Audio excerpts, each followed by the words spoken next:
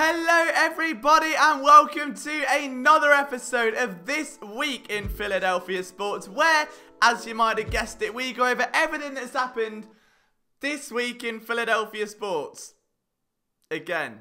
If you're new to the channel and you do enjoy this content, make sure you leave a like and hit that subscribe button. Before we get into it though, I've got something very, very exciting to announce. And it is not that the Eagles are 1-2-1 after a thunderous win over the San Francisco 49ers. If only there was a high-pitched British Eagles writer that predicted that very result on a podcast on Friday. Could never have been me. Could never have been me. Seriously, guys, I'm really stoked to announce that Philly Sports Network have linked up with the Flick Sports app. Now, what this is like a big group chat purely for sports fans, all right? And they've brought me on with one purpose and one purpose only. Their Dallas Cowboys group has got nearly 15,000 members. That's pathetic. We can beat that very, very easy. Now, this is free to download. It's free to join. Why should you bother? A, you can annoy me 24/7. B, there are going to be weekly Eagles giveaways from jerseys to tickets next year, mini helmets, autograph memorabilia, and a lot of cool things. C, competitions, and D, look, I'm in England, I'm an Eagles fan. None of my friends are Eagles fans. Being able to become friends with so many of you guys has been such a cool part of my job, but I know how alienating it can be. So if you're struggling or you don't have many friends and you're a pop punk kid like I was who was crying about his ex all the time, you can download Flick Sports, join PSN Eagles Nation, that's the name of the group, and just say hello. There's a lot to do. It's full of Eagles fans. You can make new friends, discuss the birds, and have a whale of a time. So let's see if we can take down that Cowboys group. All right, I'm setting the challenge. I want us to get 1,000 members by Christmas, and I think we can do it. We're already at nearly 100. So this is your last chance to be part of the 100 club, gents, all right? You've got to get on it really quick. But let's get into the game. The Eagles won 25-20 against the San Francisco 49ers in a game which I'm officially renaming the LJ Bowl. The LJ Bowl. Why is it called the LJ Bowl, you may ask, frantically while scratching your existent / non-existent beard, depending on which stage of puberty you're in. Any player that I was high on, had done a film ream on, or just really rooted for when everyone else turned away, broke out that game. Alex Singleton, former CFL Defensive Player of the Year, who didn't make the roster last year despite his best efforts, was finally given a chance on Sunday after Nate Gary blew what felt like the 19th touchdown of the year to a tight end. Not only does he make 2 tackles for a loss, not only is he a menace behind the scrimmage, but out of nowhere, a pick 6. It was like a dream day at the office. He's carved out his niche as a special teamer and slowly rotated his way onto defense, but to come in, make an impact like that and say, I can be that guy. I can be effective as a coverage linebacker. I've got the speed to blitz the quarterback. I've got the instincts to pick off a stray pass. It was an amazing day at the office for him, and I could not be happier for Alex Singleton. And if that wasn't wholesome enough, Captain Cre'Von headbutts a ball like he's in a World Cup final out of the hands of Nick Mullins. It was absolutely iconic. And if that wasn't enough, Hassan Ridgway gets in on the action. And if that wasn't enough, Jannard Avery, 5 quarterback hits, 16 snaps. The LJ Bowl, game that LJ said the Eagles would win in shithouse fashion. Every player I love came to play, and I couldn't be happier about it. Also, can we talk about Crusher Peterson and his big bloody balls? Now, not literally like big bloody balls. I mean like touchdown early on, 2-point conversion. Beautiful. Now, some of the play calls I don't understand, but a lot of them I did. And he got Carson Wentz on a bootleg, and I just think he listened to the Outside Insider podcast. So, Doug, if you're listening, mate, well done on the win. Be sure to call in next time. We'll have a little chat. I'll give you a cup of tea. I've actually written down some ideas if you'd be so kind to listen. The first one, fire JJ Arthega-Whiteside out of a oh, sorry, wrong bit of paper. Now, can they sustain this momentum? I don't know. If I'm honest, I don't know. It'd be amazing if they could. But it was just awesome to see such character from the team, such hustle from those underdogs, such passion from guys who are fringe on the edge of the roster, and more importantly, above anything else, we saw Carson Wentz be Carson Wentz, which is something we hadn't seen in the first 3 games. Now, was Carson Wentz perfect on Sunday? No, he was still pretty bad if we're being dead honest with ourselves. Was he accurate on Sunday? No.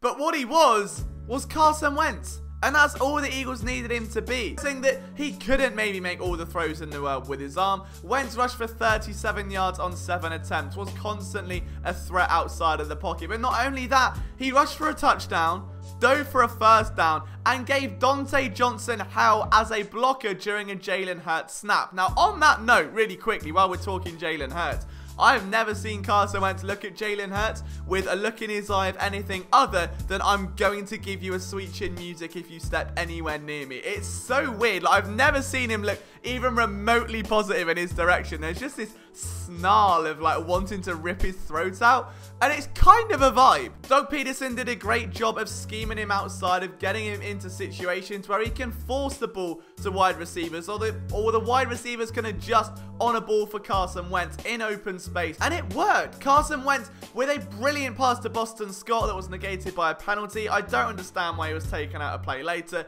but comes back in that next play and a touchdown to who else but Travis Fulgham, who needs a nickname, and all I've got is Fulghamator. So what we're gonna do is have an official poll in the Flick Sports app, okay? This is the name we will refer to him as from here on out. So if you want to vote on the nickname for Travis Fulgham, Flick Sports app, PSN Eagles Nation, have your say. And in a film room, who knows? We might just be on to the next big thing. And I just want to take a moment as well to praise Jordan Mailata and the offensive line, because my God, okay, I don't know how they did it. I really don't know how they did it. Like, yes, there was a lot of pressure, and they got away with a lot of their stuff through bootleg. Carson Wentz was being protected at one point by Jordan Mailata, Matt Pryor, Nate Herbig, Luke Jeriger, and Jack Driscoll. Great. Like, not a single starter from the start of the year was in that lineup. And that's a little bit scary. But Jordan Mailata, who is now in his 3rd year, had never played an NFL snap until that point. Had missed an opportunity at preseason. His last competitive action was August last year. Goes into the game against Kerry Hyder and allows nothing. All game. Nothing. Nothing. What's in that bottle? There's water in there. But what's in that? Nothing. Nothing. Like, you couldn't ask for much better in that spot. And admittedly, against the Steelers and the Ravens, that may not be the case, and it may become a bit more complicated, but we can be happy here that Jeff Stoutland has done it again. The man is an absolute miracle worker, and it just has to be commended, because there aren't many offensive lines in football where you could run around, just take every single starter and throw them to the sideline, drop in their backups, or come away with that level of offensive production. Like, you wouldn't see it at all. So for context, Carson Wentz was without his entire offensive line, his entire starting group of wide receivers outside of Greg Ward, his 2nd tight end, and still put in that performance. And yes, again, Carson Wentz wasn't perfect, but he was Carson Wentz, and that was all that's needed. The question is, will Jason Peters play left tackle or right guard when he's back from IR? And that's very much up in the air, but if he moves to right guard, I wonder if he's going to ask for another pay rise for moving position. You know, the one he was originally signed to play, but then demanded more money to go to that side, and now he's going back to... I reckon he'd kick off and ask for more money, to be honest, so... Don't know, tricky one, isn't it? But on to the Phillies, and Matt Klentak is gone, so that's good news. There's been a change of ownership, thank God. In the way of the Phillies front office, I think they'd seen enough. The Sixto Sanchez to Real Muto trade had been made. They still haven't signed Real Muto to a contract extension just yet. It's just a bit of a murky spot for the Phillies right now. Like, no one really knows what sort of direction they're going to go in, but one can only hope it's an improvement after they absolutely bottled whatever the hell happened in those last 8 games. Philadelphia 76ers have hired head coach Doc Hudson, who famously helped Lightning McQueen get to a Piston Cup, a 3-time Piston... What? Oh, sorry. No, they hired Doc Rivers. Wrong Doc there. But Doc Rivers is now a Philadelphia 76er. I really like this hire. He was obviously recently let go, of course, by the LA Clippers. A 7-year tenure will come to an end. He choked 2 3-1 series leads in that time, though, so that's not good.